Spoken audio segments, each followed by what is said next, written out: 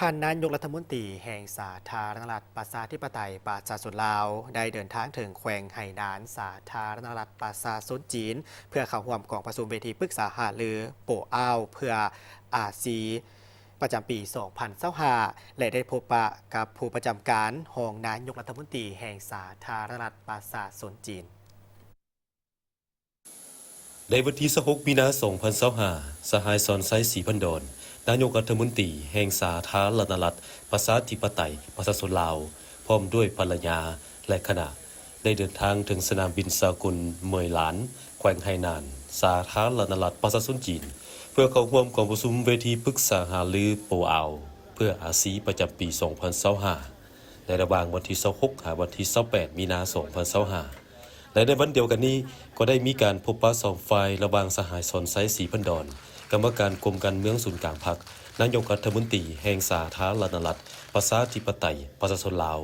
ได้พบปะกับสหายติงเสียเสียงกรรมการประจำกรมการเมืองศูนย์กลางพรรคผู้ประจำการรองนายกรัฐมนตรีแห่งสาธารณรัฐประชาชนจีนในโอกาสเดินทางเข้าร่วมกองประชุมเวทีปรึกษาหารือโปอ่าวเพื่ออาซีประจำปี 2025 ในระหว่างวันที่26 หาวันที่28 มีนาคม 2025 ในโอกาสดังกล่าวสหายสอนไซศรีพันดอนได้แสดงความขอบใจต่อการต้อนรับอันอบอุ่น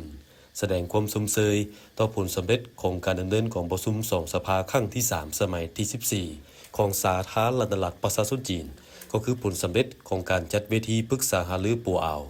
ซึ่งเป็นเวทีสำคัญในการส่งเสริมการร่วมมือและสอดคล้องกับนโยบาย1แล้ว1เส้นทางเพื่อส่งเสริมการพัฒนาและการเสริมโยงด้านเศรษฐกิจพร้อมทั้งได้ฝากความยื้อยามถามข่าวถึงสหายหลีเสียงนายกรัฐมนตรีแห่งสาธารณรัฐประชาชนจีน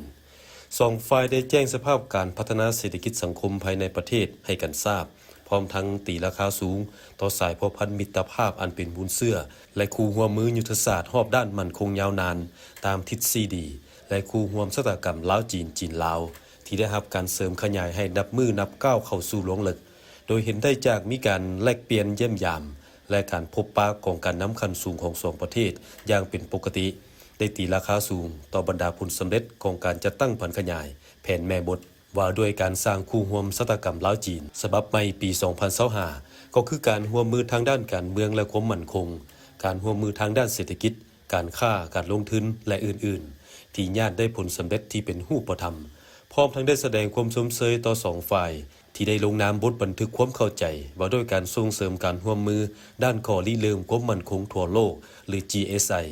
พร้อมนั้นสองฝ่ายเห็นดีจะสืบต่อสุขยู่การร่วมมือทางด้านการค้าการลงทุนการท่องเที่ยวการพัฒนาโครงการรถไฟลาวจีนก็คือบรรดาทายแห่งบ่มซ่อนของสองฝ่ายเพื่อนำเอาผลประโยชน์ตัวจริงมาสู่ประชาชนสองชาติลาวจีน